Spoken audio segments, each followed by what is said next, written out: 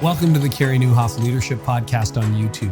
I hope this episode helps you identify and break your next growth barrier. And if you enjoy it, subscribe to my YouTube channel and you'll never miss a thing.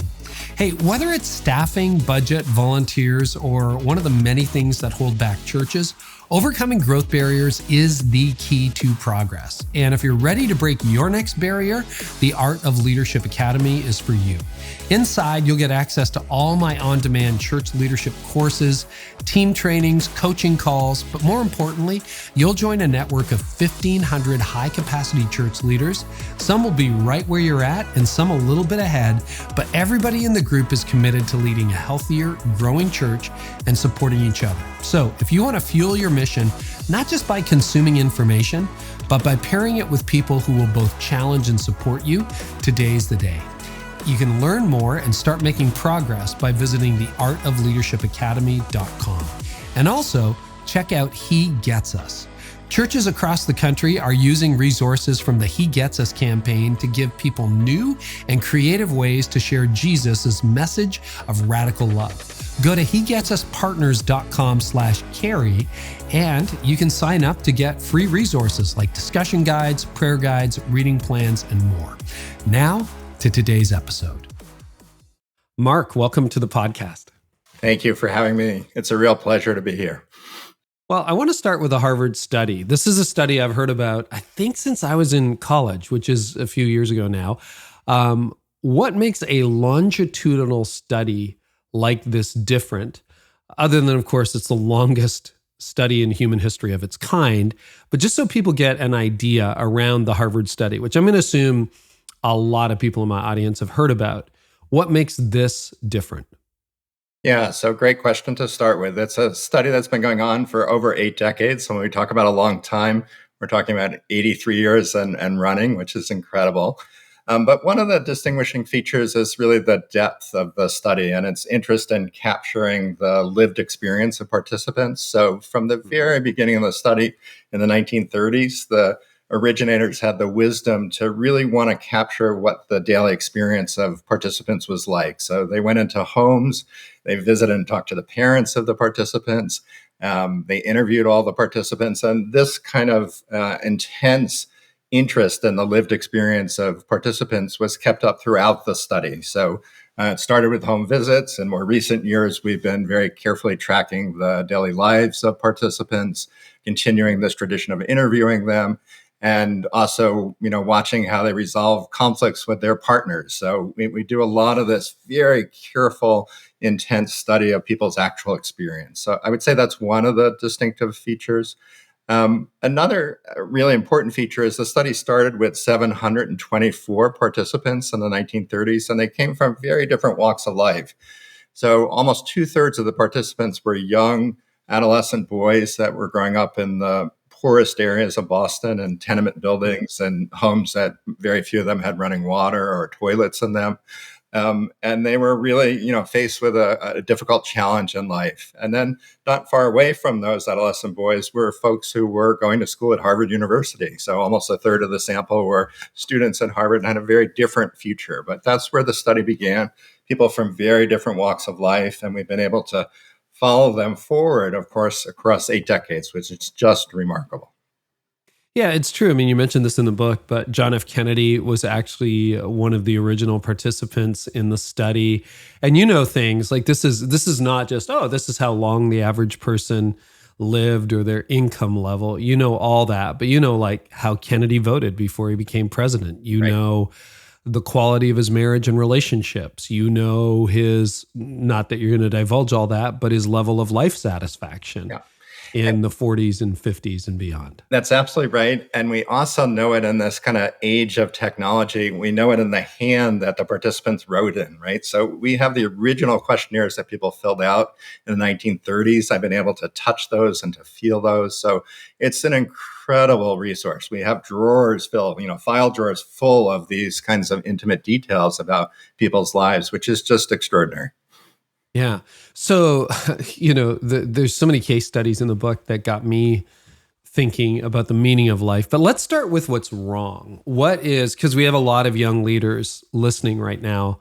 You kind of have this picture of what a successful life will be when you're starting out, when you're in college, when you're graduating high school, when you get your first job, and a lot of questions. But what do people get wrong about achievement and success? In other words, we think this is going to bring it, but it doesn't. Right. So I think many of us think that achievement and success are kind of the ends and the things that will bring us happiness and satisfaction in our lives. And we're not completely wrong. There are things that have a value that come with achievement and success. It gives us a little bit more control over parts of our lives. Meaningful pursuits allow us to have a sense of purpose, which is important for our well-being. But these things tend to take over other priorities that we think are just more important to real human thriving, to real human happiness. And part of it is that these are easier things to count, right? We can count how much money we make. We can put things on a resume and we can look at our achievements in that way. But things that are more ephemeral, that are harder to kind of feel and to kind of count, like relationships, are actually the drivers of what makes us really flourish in life. So it's easy to forget that. And part of it is our culture doesn't do a good job reminding us of what's important. It tends to reinforce this idea that success and money and achievement are really the end all and be all. And very clearly, I think most of us know this, or at least have a gut instinct that it's not true. But in the book, we use some of these case studies to illustrate very successful people who, without any doubt, have achieved at a level that is just, really unusual and maybe the envy of others. But maybe they're not living fulfilling and happy lives. So really important, I think, for folks to separate out this idea that achievement and success are critical for happiness. One of the things, as a Christian myself, a person of faith, the subtext, it's not a book that comes at things from a particular religious experience, but I'm thinking, oh, Jesus was right. Like, what profits it a person if you gain the whole world and lose your soul? Like, it's a very encouraging book. But early on, you tell the story, I can't remember the exact names, but there was a lawyer, I think, in Chicago. Mm-hmm. And in 1975, he was making $55,000 a year.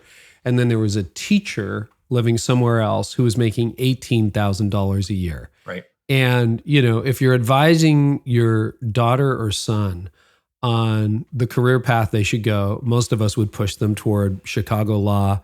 And I mean, $55,000 a year doesn't sound like a lot of money, but almost 50 years ago, that would be the equivalent of, $300,000, $400,000, $500,000 a year versus $50,000 a year. I don't think teachers have gotten much of a raise over the years. So, it's contrasting, but talk about, like, with skin on, some of the findings from those two people, because you track them from school all the way to their 80s when they died.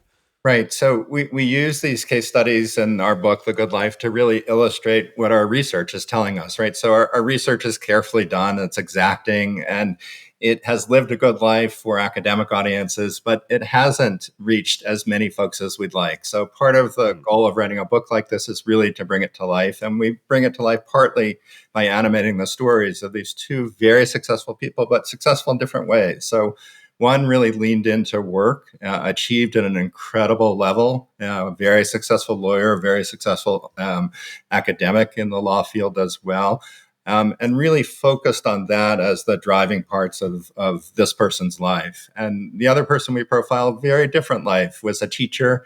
It wasn't really the first choice. Actually, for that person, the first choice was to be a writer.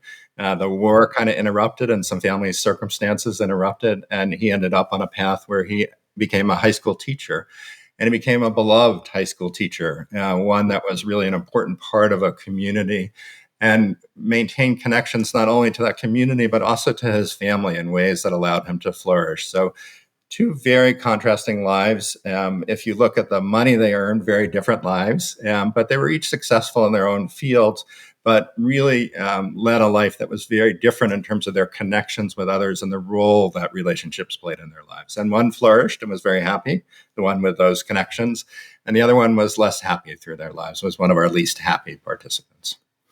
Yeah, there was a bitterness, particularly when he was in his mid-50s, which is sort of where I am. And I mean, I think you quote from, again, the very words he used to describe his life satisfaction. And he ended up stereotypically very successful at work, I think on his second or perhaps third marriage, a little bit estranged from his kids and grandkids.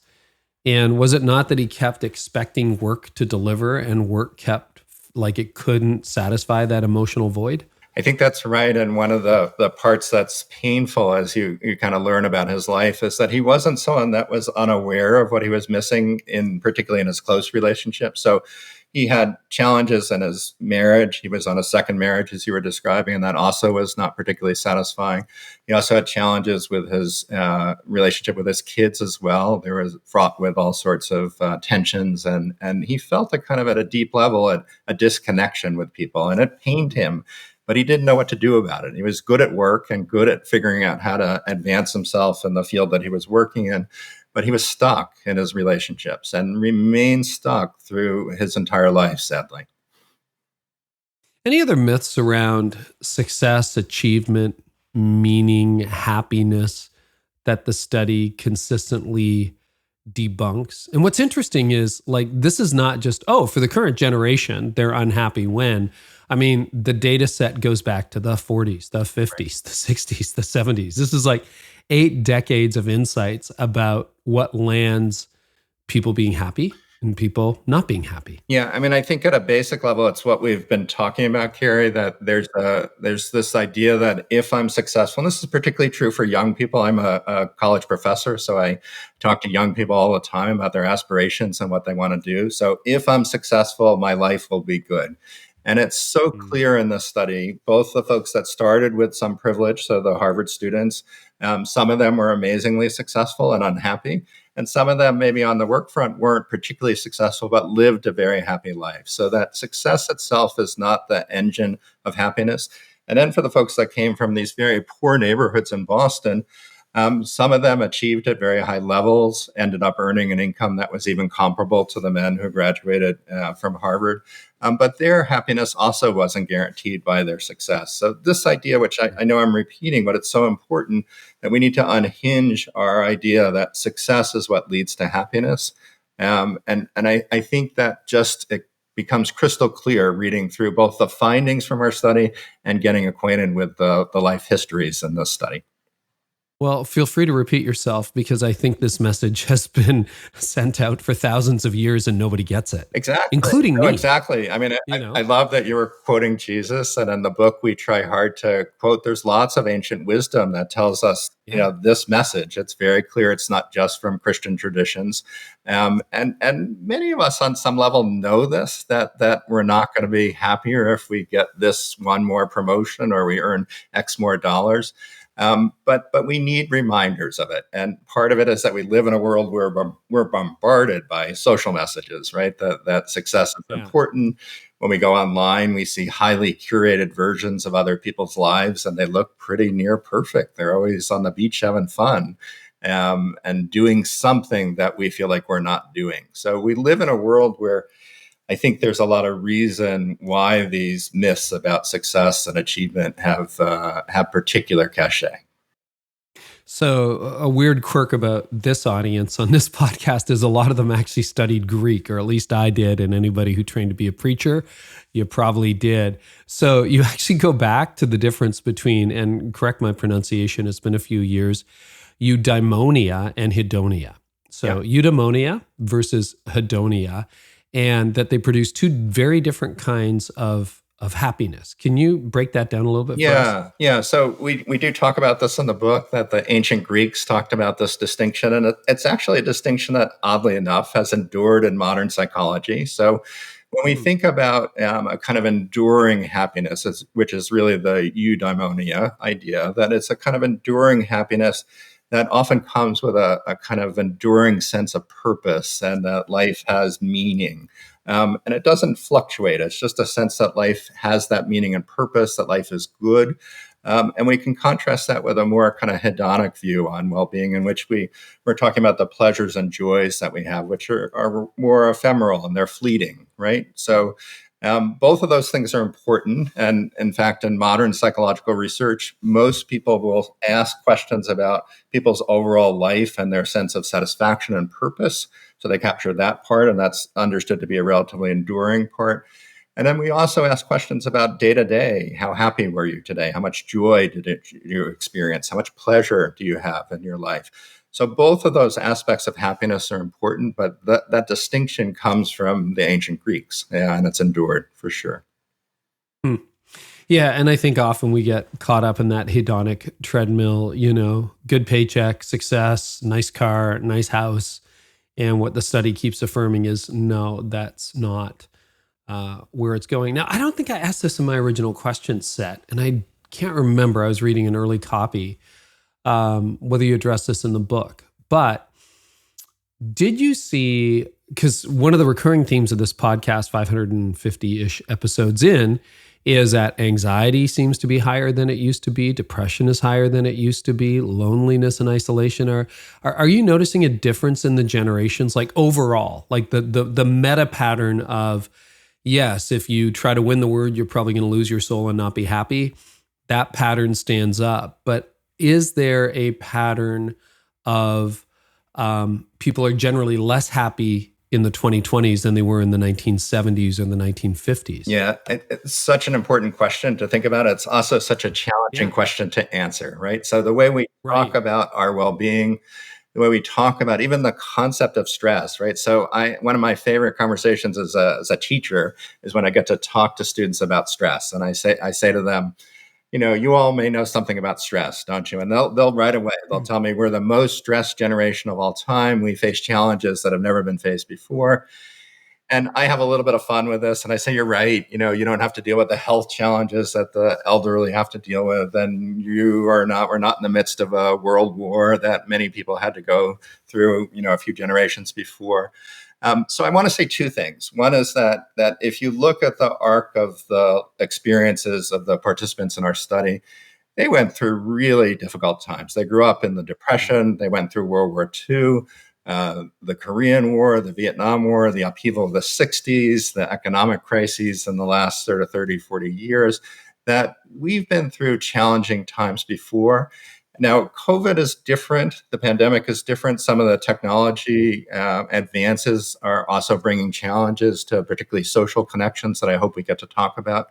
But we've been through challenges before. I think what's different is we're more able to talk about it. We're more able to talk about the stress and the idea that people have negative feelings and sometimes have mental illness as well. So I think that's a good thing. We've had a cultural shift in which we're more able to acknowledge it, whether it's a deeper problem than it's been at any point in our history. I'm skeptical about that, but it's a really hard question to answer with good data because the way we talk about it, the meaning of these constructs has literally changed over the course of the last 80 years. I think that's a really good point. And if you don't mind going a little bit deeper on it, because it is something I think about a lot. I was talking with a friend recently. You read a biography of Lincoln or any 19th century biography, and people were just known, they called it melancholy. Mary Todd suffers from melancholy. And sometimes it was not uncommon for someone to disappear into the bedroom in October and resurface for life in May. Yeah. And it wasn't really talked about. It wasn't really understood. That's just the way he was. That's just the way she was. Combine that with shorter lifespans. I mean, if you were 60 in 1850, you were an old man. And I mean, you could argue you are today, but I mean, health span is increasing, lifespan is increasing. I think the average lifespan in North America, the Western world, is 30% longer than it was a century ago. So you have all those factors together. I think you could make an argument that perhaps it was pervasive.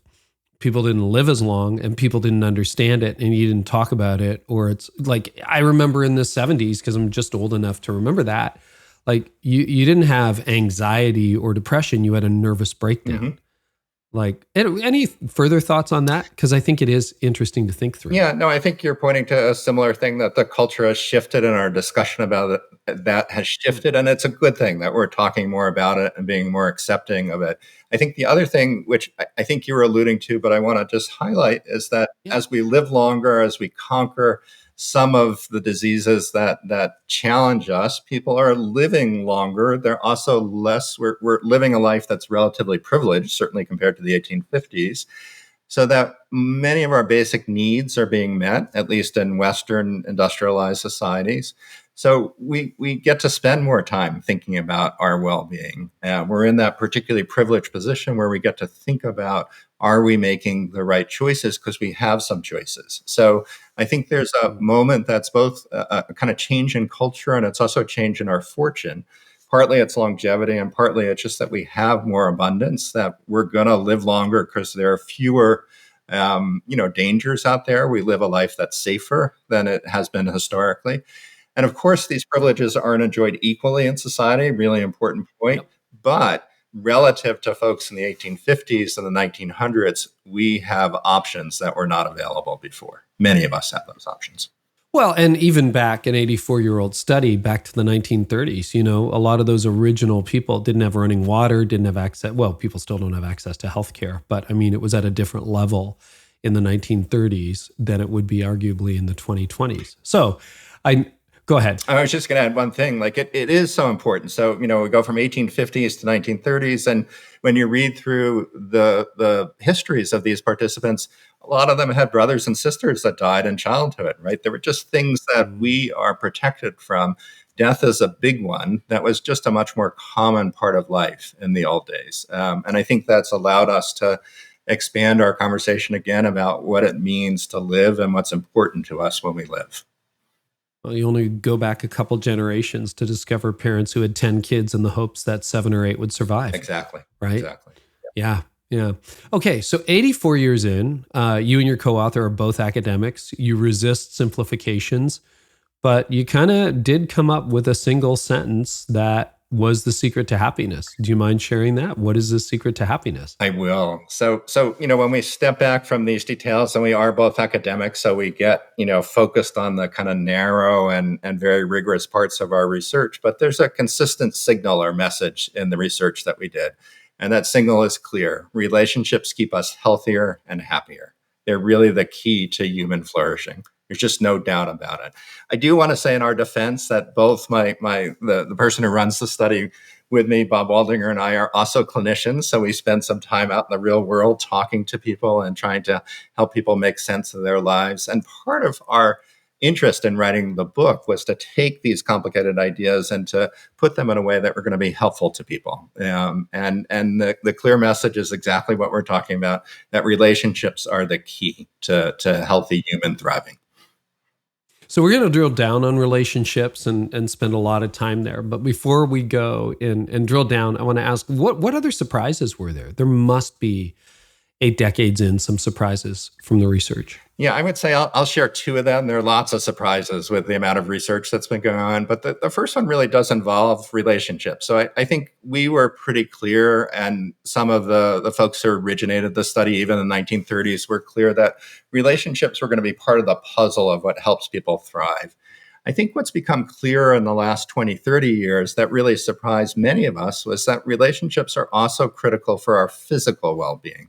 That they not only help us be happier in life, but they actually get under our skin, affect our bodies in ways that help us age better and live longer. And that's a kind of, I think if we went back about 3 decades ago, that would have been a surprising idea. And we found that in our research, and we were surprised at first. We looked around to see whether other studies were finding it. And what you can see over the last 30 years or so is a whole bunch of research that settles on this idea that relationships are critical for our physical thriving as well. So that's one of the surprises. Yeah. I want to get to the second one. I've been reading a number of books recently. Was it you who basically said the body is the mind and the mind is the body? We didn't say that, but I think that's consistent with the message that we have, that it's just so clear that the things are going on in our mind, and our mind is driven by this physical entity, the brain. But the ways in which the brain experiences the world has a great impact on our immune functioning, on things like our inflammatory patterns. We're really beginning to unpack the ways in which our psychological experiences affect our physical ones. And many of them are mediated by our connections with others. We feel our most intense emotions when we're with others. So maybe it's not so surprising when we look back to see that relationships have this kind of impact. But they're so critical. And probably the easiest way to see this now is a lot of folks are talking about the epidemic of loneliness and disconnection. And it's really become a kind of public health issue. It's one that we think is a really important public health issue. And the reason it's a public health issue is that loneliness corrodes our physical health. It's corrosive to our bodies. So that lack of connection ends up eating us, or literally eats our body, and has that kind of negative impact on our health. So I think those are surprising things, and it's an area of intense focus these days, and also intense focus to think about how to remedy this problem. Why is it that so many people feel that sense of disconnection? So is it a reasonable conclusion then that if you want to increase a lifespan and health span, build good quality, deep relationships with people? Exactly. So the studies that have been done, it's remarkable. But if you look carefully at hundreds of studies, what you find is a connection between social disconnection or loneliness and either death or physical health that is of the same magnitude as smoking or obesity, right? Those are two of our major public health concerns. So yeah, the path forward is improving our relationships. Was there any data? I want to get to the second surprise, but was there any data? I mean, there is the stereotype that's been out there for a long, long time, and I don't know whether it's urban legend or myth or whether it's substantiated by the data. But, the CEO, highly successful, retires in his or her 60s, usually it's a him, and phone stops ringing, nobody emails, nobody texts, and dead of a heart attack 6 months into retirement. Is that like a legit real thing? I don't know about the heart attack piece, right? But I do want to say that retirement is a really challenging transition for people. And it's particularly challenging for people who poured their life into work. And there are a number of reasons. One of the ones that I think people often land on is that people lose their sense of purpose. They don't have a reason to wake up in the morning. But there's another important thing that I think is lost sometimes, which is we have a lot of connections through work, that when we go to work, even in this virtual world, we have connections with other people that are really important to us and in many ways sustain us. And when we retire, we have to rebuild our social network. So for many people, there are two things that are very challenging about the transition to parenthood: finding a new kind of sense of purpose and refiguring out what their social network is going to be like, where they're going to get the things that they need to get socially. And I think those are both challenging. Yeah. Other surprises or surprise? I think the other big surprise is that, it's sort of never too late. That if you look at the stories of the participants in the study, people make remarkable changes throughout their life. So we profile some of these. There are folks that go through their 50s, 60s, and 70s unhappy, feeling disconnected in relationships that aren't working for them. And something happens. Often it's something that they do, something of their own initiative. They decide that they want to change, or there's a kind of just a serendipitous opportunity that comes about and it leads to changes. So this, I think, is an important message. You suggested at the beginning that this is an optimistic book. And I think the optimism comes from the observation of people's lives, that it's never too late. So we have a story of someone in their 60s and early 70s that really turned his life around. Very socially isolated, happened for a variety of reasons to join a gym in his 60s because he wanted to improve his health. He was having some health challenges, and suddenly found a community of people that he was with every day that had some interests that he shared outside of the gym as well, and went from one of the loneliest people in the study to someone who could count on friends to do things, not just work out together, but to see movies together and talk about movies, which he loved. And this was a change that I don't think anyone would have predicted for him. His kids wouldn't have predicted it.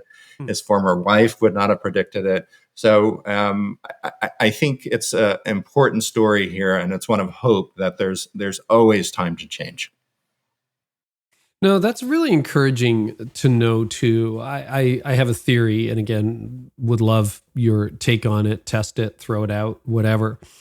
That, about a decade ago when I was in my mid 40s, I kind of realized, wow, you probably calcify unless you're intentional as you get older. Like I felt like there were two spirits in me, the grumpy spirit and the cynical spirit, and the curious person and the open person and the relational person.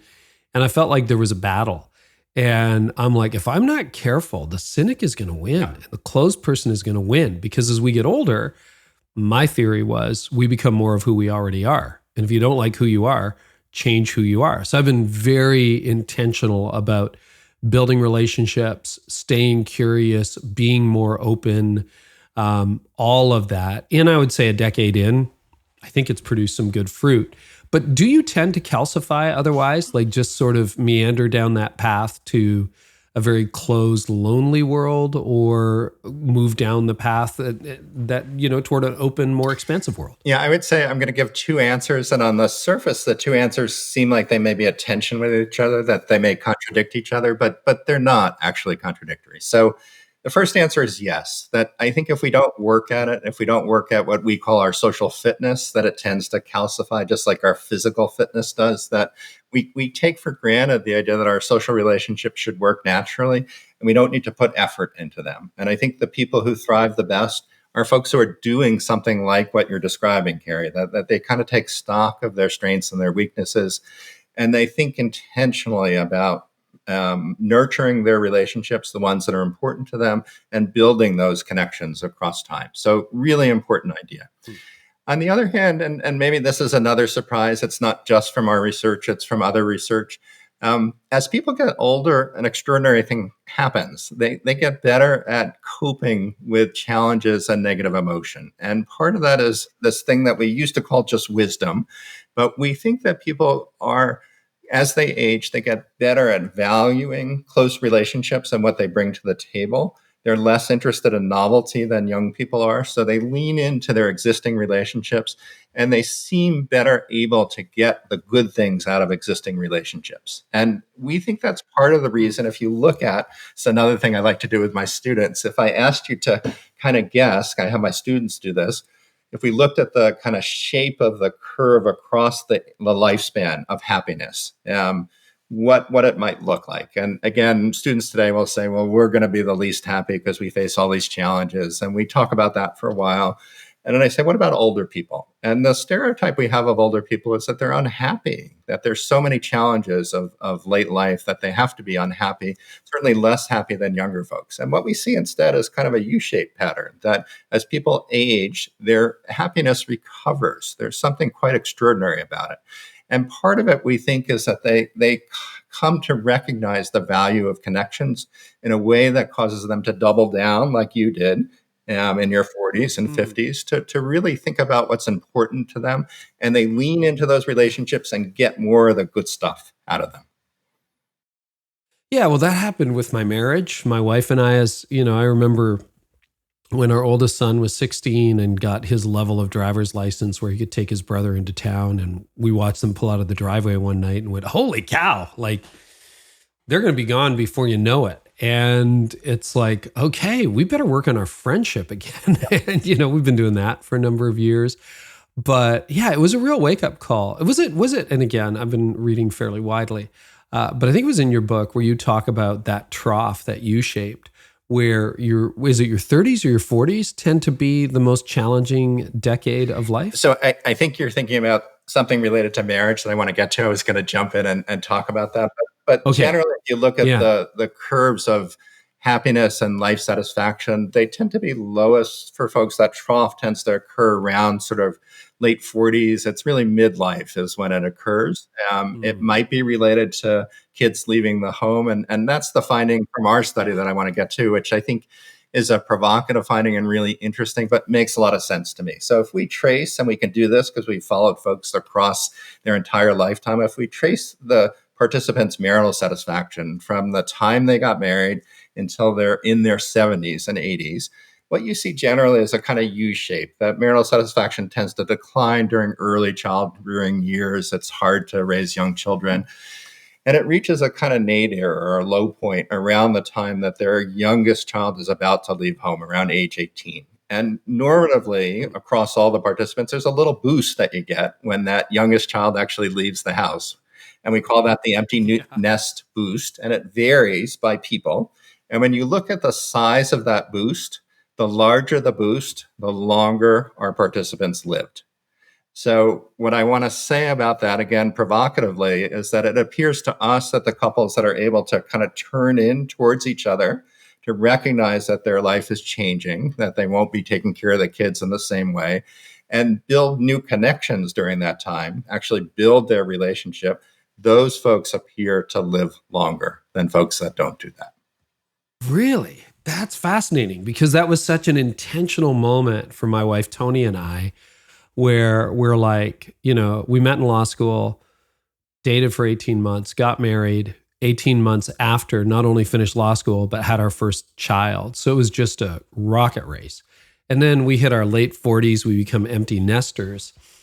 And we just decided we're going to date again. We're going to take the dating we never had, really, because law school, it's terrible. And we're gonna do it in our 50s. And it was, we miss our kids and we love seeing them, but man, we've had so much fun over the last decade, and not without its challenges, but just like building that friendship, discovering new things, figuring out who our core 5 friends are, like being very intentional about nurturing those relationships. And I would say our happiness is like on the massive upswing compared to 15 years ago, 20 years ago.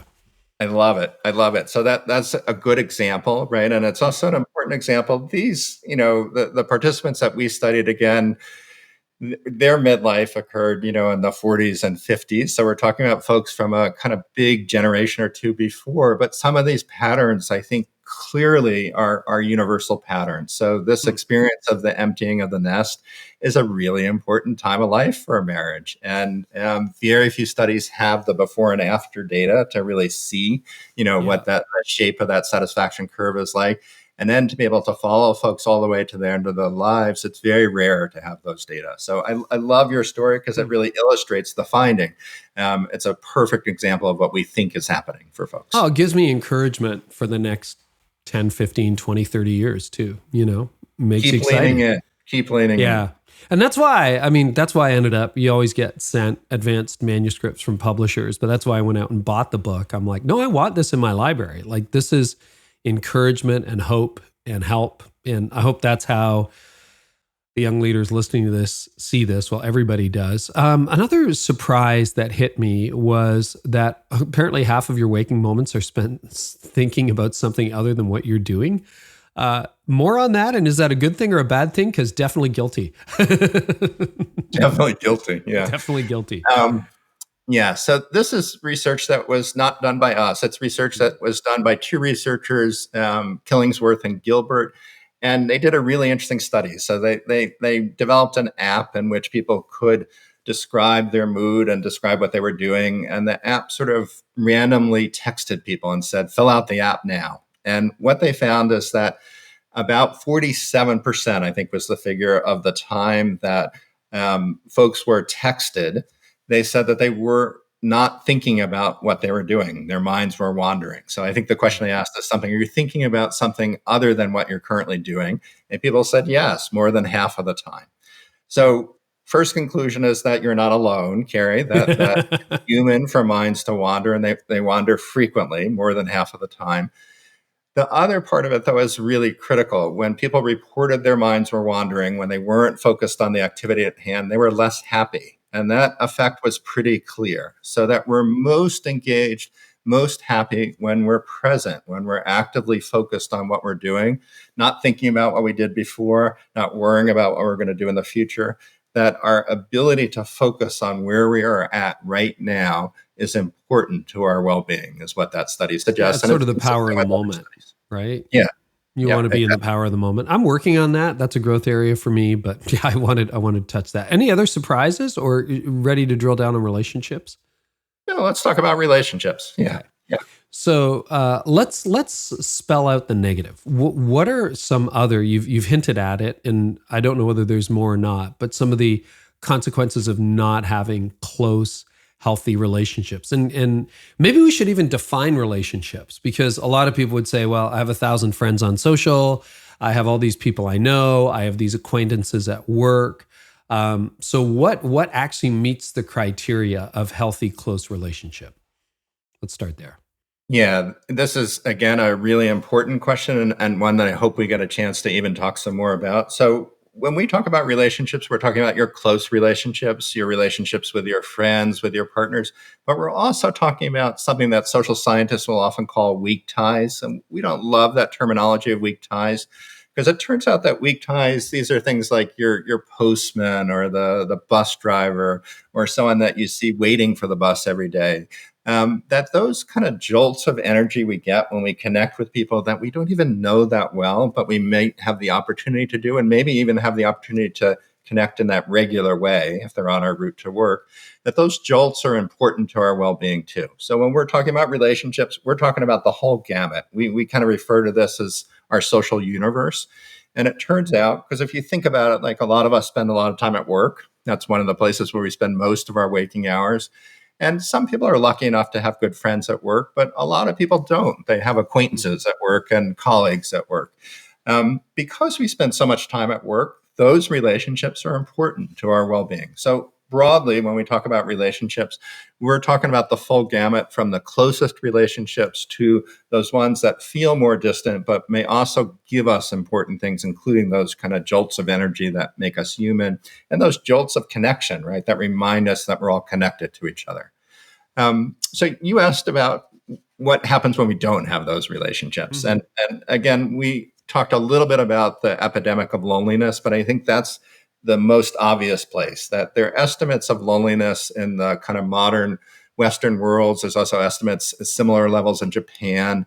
There are emerging estimates that these are problems in other developing countries as well. It approaches a third to 40% of people say that they're lonely, that they feel a sense of disconnection with others. And I think it's surprising to people. So again, I work at a university, and young people have some of the highest reported rates of loneliness among all groups. They're surrounded by thousands of people like them. They have lots of opportunities to connect, but they report feeling high levels of loneliness. So the question is what loneliness or disconnection or the lack of relationships does to us. And I think it hurts us in a number of ways. And to do that, we need to go the other way and to think about what relationships give us. So relationships give us so many things that I don't think we fully realize, right? So they help us through tough times. They help us regulate our emotions. So what do I mean by that? They help us deal with challenging emotions, or when we're upset, we have someone we can talk to. They give us perspective on things. So it may be a point of validation that our view is right, or it may be gee, Mark, I don't think you're thinking about this the right way. I think you've missed some things here, right? So they give us important perspective. They give us those opportunities, as I've suggested, for real connection. So for me, I'm a psychologist. I don't consider myself particularly extroverted, but I love those moments of connection that I have with other people. They're so important to my health and my sense of just being alive. So those jolts of connection, we experience joy with other people. We have friends, for example, or relatives that we like to hang out with because they're fun. We have joy. We experience happiness when we're with them. So I think we tend to underestimate what relationships give us. And then it's maybe not so surprising because we underestimate that what happens when we don't have those connections. If we think evolutionarily, in long distant times, relationships were critical for our physical survival. If we didn't sort of bond together, we wouldn't be able to survive. Pretty easy to pick us off, right? Yeah, really easy. So social connections are really, kind of ingrained in our DNA, literally. They're part of our genetics. But in the modern world, they still serve an important function. And a lot of people think about that feeling of loneliness as almost akin to a feeling of hunger. When we feel lonely, it's as if our instincts are telling us we need more connection. We have to satisfy that need for connection. So I think this is a big public health challenge, and it's because of how important relationships are. So some of my regular listeners will be familiar with the Dunbar's number. I don't know whether you know that number or not, but that whole idea that we're built for 150 relationships. Like personally, that was the historic village, and then probably 12 to 15 friendships and 3 to 5 close friends. And I found that to be true experientially. Any comments on that? Because I think we can be like, you're right. I remember college very well. You're surrounded by 1,000 people. There's get-togethers, parties all the time. You're studying with people, but you can feel profoundly alone. Like how does that idea of like close friendship, friends, and then the wider circle, how does that play out in the research? So this is a question that I get asked a lot when I give talks about our work. How many friends do I need? How many relationships do I need? How many are really important? And oftentimes it's motivated by people that consider themselves introverts or shy, and they want to know if they have enough people in their lives. And what I want to say is the conversation really, I think it's useful to kind of move it in a slightly different frame, that it's not so much about the number of people, because we do come in different flavors. Some of us thrive when we're with lots of people, and some of us, just like some solitude, but also enjoy connection. So the question is what it is that relationships give us. And some of what I talked about before are examples of that. So if you're in trouble, do you have someone you can call and count on to help you when you're in trouble? If something happens in the middle of the night, who are you going to call? If you have one person that's there for you, that's good. Maybe that's enough. If you have 2 or 3 people, you're lucky. Do you have people that you can go out and have fun with? Do you have people that can teach you new things that you don't know about, connect you to a world that perhaps you don't know as much about, but you're curious about?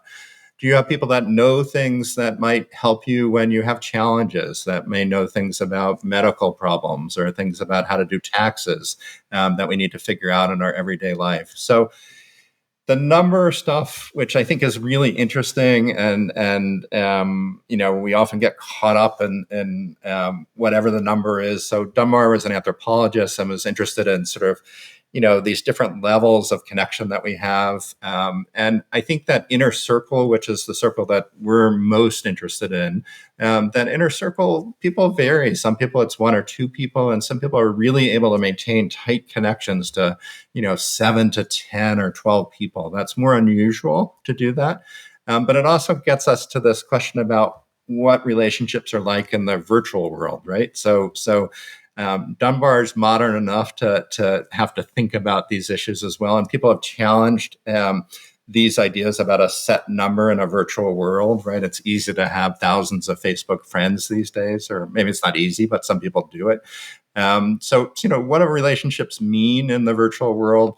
And are they the same, the kinds of virtual connections, as the kind of in-person connections that we've traditionally had? And I think that's an important question. Yeah, I think it is with digital too. And I think it shows up in leadership in different ways. I think one of the reasons when I discovered it a few years ago, Dunbar's number, it's been such a helpful thing for me is, when I started serving at the churches I serve at 28 years ago, there were a handful of people. It was easy to know everybody. I knew their cousin's name, their dog's name. I still, when I drive around this neighborhood, I know where everybody used to live. And then hundreds of people showed up, and then thousands of people showed up. And then I stepped away from that church and day-to-day leadership. And now millions of people listen, follow, whatever. And I'm like, it just gets mind-blowing. And I think what a lot of leaders have, I remember the first time, I think it was probably 4 years into leadership. We were maybe 150 people at the time. But I remember for the first time I said to my wife, I feel peopled out. I don't think I can see another person because everybody wants a piece of you. Well, multiply that by 10, by 100, by 1,000. And a lot of leaders, they have the illusion of intimacy because they're peopled out. They've got staff, they got a leadership team, they got people who want a piece of them. They're, if you do what I do, speak at conferences, interview people, but it's so easy. And I found this in the first decade of leadership to get isolated, or you get hurt by a friend or two. And then you're like, yeah, I'm not doing friendship anymore. And so, leadership is inherently lonely, which back to where we started, you end up with a lawyer, tremendously successful. All the close relationships are fractured. He's got nobody to call if he needs to, fix his dishwasher because he doesn't have friends like that. He just has repair people. Any particular pitfalls for the successful or those who lead larger things or just deal with people all day who maybe have this illusion of intimacy? That was a long question, but you know what I'm getting at? Because I think it's an occupational hazard. Yeah, I think it is. And it may also be more of an occupational hazard in this kind of virtual world, right? So I think there are good reasons why sometimes leaders and executives and maybe a business setting might separate themselves from others. Their worries about boundaries and confidentiality and Mm-hmm. navigating those kinds of challenges in the workforce are not easy. On the other hand, we're human and we have to figure out ways, because we're spending so much time at work, we have to figure out ways to connect with others. So I think a really important challenge, a task for leaders, for good leaders, it's clear that they do this, is that they really want to model for others what it means to connect with others and to be interested in others. So, I think there are lots of examples out there, and I think there are famous ones, that become TV shows and things like that. You have to be interested in the people you work with and the people who work under you. And interested doesn't mean just sending birthday cards. It means asking them questions and being curious about what's going on for them. And I think modeling that behavior in a work setting makes people feel that you value those connections and that people are valued as individuals. So I think, curiously enough, modeling that for others also has benefits for oneself. So, I have taught we're getting on 3 decades of teaching, and I've had lots of students I've been very close to, and those connections have been very important to me.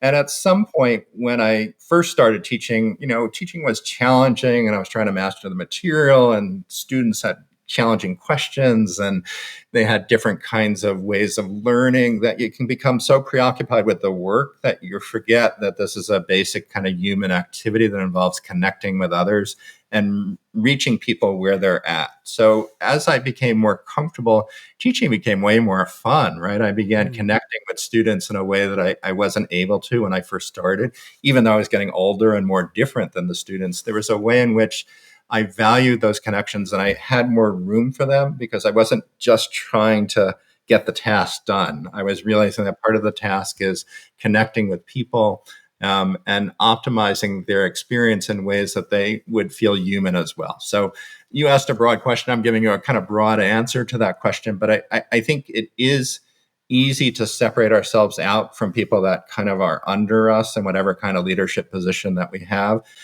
Some people surround themselves with a kind of, a C-suite or an executive team or something like that. And I think it's really important to get outside of that team and connect with the people that you're leading beyond those immediate, folks that you're in charge of. Really important.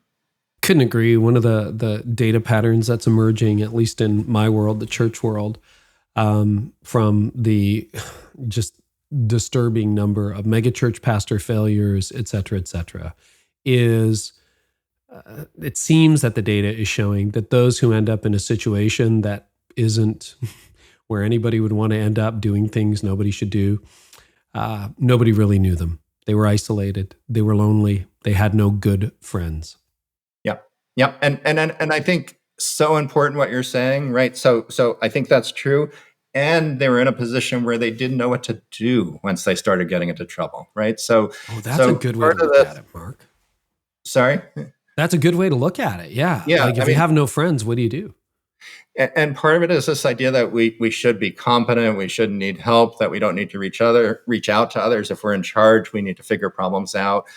We all have vulnerabilities, right? So being able to share them early gives us the opportunity to take advantage of the connections that we have, as opposed to trying to do it all by ourselves. So I think some of it is when we get into trouble, because we all make mistakes, right? When we get into trouble, knowing right away that we may need some help, whether it's our partner or a friend or someone at work, we may need help. We may need to talk about it. And we may be in a position where it's challenging to do that. Again, because of privacy or because of the image that we're supposed to uphold.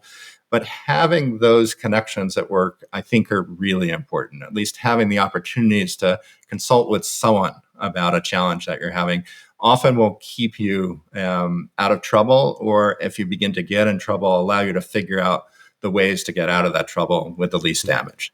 Yeah. I'm intrigued by the research that says it's never too late. Like people changing, obviously it's good news for all of us, but you're saying as late as their 60s and 70s, people are making big changes in their life. Can you, particularly when it comes to having quality relationships, do you have any advice you would give to leaders who are listening who would say, yeah, I'm one of those 30 to 40% of people who would say I'm lonely a lot? What advice do you have for them? Yeah. So I would say the first thing to do, like if you're thinking about this as social fitness, is really to kind of assess your fitness. So being aware that you're feeling lonely, really important. Important not to dismiss those feelings or say that they're not important or I'll deal with them in 10 years or 5 years once I get past this particular challenge. People need to start today. So we encourage folks to think about regular kind of stepping back, reflecting, thinking about their social connections. Who am I spending the most time with? Which of those connections give me a kind of uplifting feeling or invigorating? Which of those relationships do I experience as generally depleting? And we may want to prioritize relationships that are uplifting, but we may also have relationships that are depleting that are important to us. They may be our mother or our partner or our sister or our good friend that we don't want to give up on. And that's a kind of indication that we want to lean into them a bit, try and understand what the challenge is, and try and think about ways to move forward. It also may be that you need to think about new relationships for folks that are, chronically lonely. Are there ways to build new relationship? Is there an activity in particular that you can think of where you might be able to meet people? So the person that I wrote that I described before, who in his 70s joined a gym, that was a remarkable change for him. He had the opportunity to do that. He did it in his late 60s, and he met an entirely new social group that became really important, a really important community for him as he aged. So reflecting, thinking about opportunities, relationships that you want to build or rebuild. And then I think there are a bunch of things that we can do to kind of improve our connections with others. We want to be curious about their experiences. So, many of us worry a lot about particularly lonely people about, whether we're doing this the right way, excuse me, or whether we're, saying things correctly or whether we're funny or not in relationships. Oftentimes relationships, we spend too much time worrying about ourselves and how good we're doing and not enough time trying to think about what the experience of other people might be. So what gets this person excited? What's interesting about this person that I don't know about, that I'm curious about, that I've been dying to know? Can I communicate my interest in what they're like and what they're interested in? So most of us, we know this from our research, from the research of others, most of us are flattered, empowered, excited when other people show interest in what we do and interest in things that are important to us. So leaning in with that kind of curiosity to relationships is a good way to start. So we talked about this a little bit at the beginning of the interview, like longitudinally, there may not have been a big decrease in happiness from generation to generation, but longitudinally, has there been fewer close relationships that you can see over the decades? Is there any change in the data on that? Yeah, so I think most historians, when they look at the data, like I want to say maybe two things. So the first thing is that our cohort of participants who came of age in the 30s and 40s, they had marriages that were being challenged in the 60s and 70s when lots of people were experiencing challenges in their marriage. The very kind of idea about marriage was being challenged, whether it was important or not. So if we look at the arc of their lives, a lot of these participants experienced marital challenges, particularly in the late 60s and 70s. There were a lot of separations and divorces. So there are historical trends that are important. The divorce rate has slowed after increasing quite dramatically for a while. It's slowed and it's been pretty steady for the last decade or so. So there are historical changes that are important. I think many historians would argue, and this is my own reading, I'm not an historian, but I'm always I consider myself an amateur historian. I've learned a lot about history by also, reading through the life stories of our participants. And I would say that social connection has gotten to be more challenging today, that we're more isolated in many ways, that we move a lot in modern society, so we're unhinged from our communities that we grew up. Many of us are far away from our relatives. So there are important social changes. That means that people may be more disconnected than they have been in the past. And then there's the phenomena, which I would enjoy talking about for a moment, of our virtual world here, the role of social media, that during the pandemic, for example, really important, those opportunities for virtual connection. So the opportunity to have video calls with family members and friends that we couldn't see directly because we were all socially isolating. Such an important thing, particularly at the beginning of the pandemic, that I think many of us have even forgotten at this point.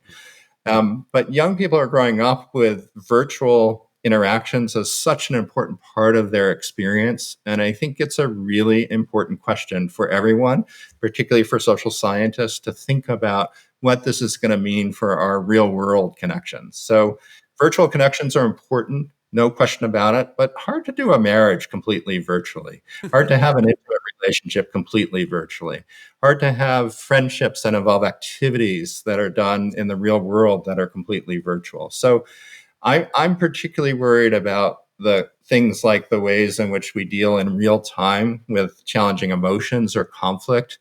The virtual world allows certain things that we can't do in the real world, right? So in texting, there's a kind of intermission between texts in which you naturally take a deep breath, perhaps. In posting things, there's a kind of time period or a kind of temporal pattern to that that's very different than in-person relationships. And we have, again, I experience with young folks at my university, there have been many students in high school that have spent most of the last 2.5 years in virtual classrooms, not interacting directly with their classmates. And they're struggling when they come to college and we have in-person classes. They struggle with what to do. They struggle at the beginning of class when, there's that kind of awkward time where you're not sure whether you're supposed to talk to the people next to you or spend all the time on your phone. These are real challenges that I think are new challenges that we haven't had in the past. Sure, phones made a change in how we communicate with each other. I imagine the Telegram did too. But the saturation of social media and virtual worlds is unheard of here in terms of its impact on society. Any other concerns about the way digital is changing everything? I think for me, it's this intersection of a pandemic, which has been extraordinary in terms of the social challenges it's created, with a kind of generation of people that have been reared on virtual interactions that I do think we're going to want to watch carefully, right? So right now, as we're talking, the media is very focused on the test scores of students in high school are way below, and middle school, way below the test scores historically, because school just hasn't been as good because it's been virtual. And this is national scores. So it's a real challenge for our educational system. A big challenge that I worry about is how those folks are doing in terms of their emotional development. So they're not in school. They don't have those opportunities for the casual interactions with each other. They're losing opportunities, particularly for real-time interactions and resolution of conflict, for example. So I think there's a kind of mix of technology changes intersecting with the pandemic. The next few years are going to be really interesting to watch, is what I think. Yeah. So church leaders play a pivotal role, or can play a pivotal role, in forming community. What observations do you have for church leaders from the study? Yeah, so we don't write a lot about that in our new book, The Good Life, but the study has tracked people's spiritual beliefs and activities across their lifetime. And it's very clear. There's a question we ask participants, can you tell us what kind of philosophy you turn to when you're faced with challenges? And a lot of the participants talked about God being an important part of their response to challenges, or their faith community. So they talked about either their spirituality or their connection to a faith community. And I think those things are still important, right? The times have changed. There are perhaps fewer people in faith communities in many areas. The pandemic numbers also look like there are fewer people attending church post-pandemic, and who knows how that'll play out as the years go by. But I think faith communities are still a really important source of community for people generally. And faith leaders, really important source of modeling behaviors for others that we think are really important. So I think we don't want to forget how important it is to see people doing the right thing, see people talking to folks that are different than them, reaching out to folks that are less fortunate than them. So, if we read through our life histories, there's lots of material in there about the sustenance that people got from their faith communities, from the church, from their belief in God, that helped carry them through challenging times. And I think those lessons are still important today. I'm just writing something down here. You've said something a couple times, and you mentioned modeling the way, not just teaching the way. So I've got a few things flashing through my head. I just want to flag for leaders listening, particularly church leaders. I think the current or previous generation of influential pastors talked about the way, but didn't model it. And if you look at a number of up and coming younger leaders, what they're doing and where there's a lot of momentum right now is we're going to practice the way together. Here's some rhythms, here's some disciplines, here's some relationships you need to build in. And it's more not like come in and, do what I say. It's come and do as I do. I think that's really interesting. And I think that's a tremendous opportunity for leaders to practice what we preach and maybe to even change our preaching a little bit, along those lines too, a little less prescriptive and a little more descriptive when it comes to community. Exactly what I was thinking about. So I think that the modeling of people that we respect that are in positions of power and influence are just so important that we're kind of thirsting for models. And, we're capable of doing good things, but we often need some encouragement or some modeling about how to do those things. So I love the idea that rather than just preaching it, it's about walking it as well, which is really critical. Like look at what I'm doing in my life to build up relationships, et cetera. I'm not sure I was particularly good at that in the first decade of ministry, and have taken that a lot more seriously in the last 15 years. So it's great. One of the areas that I've noticed, I have a particular interest in close relationships, so marriage and intimate relationships. And there have been folks in the clergy that have always been really good about talking about their closest relationships and their intimate relationships that, and how challenging they can be and the ways in which they need to enrich them. And I think that that's a role that sometimes we don't fully appreciate and maybe it has to do partly with premarital counseling and the role that the church has taken in that. But I think there have been important figures in a number of churches that have really put out there as a model my own relationship and the challenges that I've had. You talked about it in our interview here. Mm-hmm. And my wife wrote a book about it. Yeah. So important. Yeah, because it's real life. Like we tend to bring our A game to the public square, and sometimes it's good for people to see the B game and the C game occasionally as well. Yeah, I think that's right, Carey. And, again, we've talked a few times about how optimistic the book is, and it is. There's always time to improve your life. But people often will say to me, okay, so I get the message, relationships are important. So why isn't that we kind of lean into relationships? It seems so obvious what we should be doing. And part of the answer is that relationships are also messy. Yeah. They're challenging, right?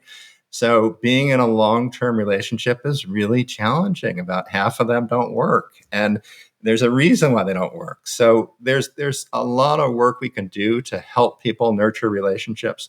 And part of it, to get back to our topic now, part of it is really providing models. And those models need to acknowledge that sometimes challenges happen. We all face things in life that challenge us.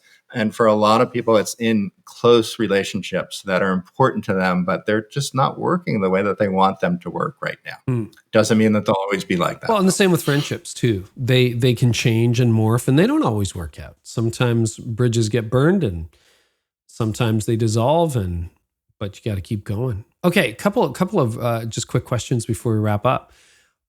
How much of our happiness is within our control? Yeah. So there's some disagreement about this, and some would say chemistry, depression, like can't control it. Absolutely. So the way I like to talk about this is that, of course, genes matter. Of course, our circumstances matter. The question is is there room after we account for that, for things that we could do on a day-to-day level? And the answer to that is yes, that all scientists agree on that. What they disagree about is the exact percentage. So there's a famous pie that a researcher developed that tried to apportion this into very specific amounts. And the amount that this person attributed based on lots of research was about 40% of our happiness can be controlled by us in our everyday activities. And some people have attacked that figure. Maybe it's too high. Maybe it doesn't recognize some of the complexities of how daily life interacts with genes, because they're hard to separate sometimes, actually, when we get into the details of how genes work.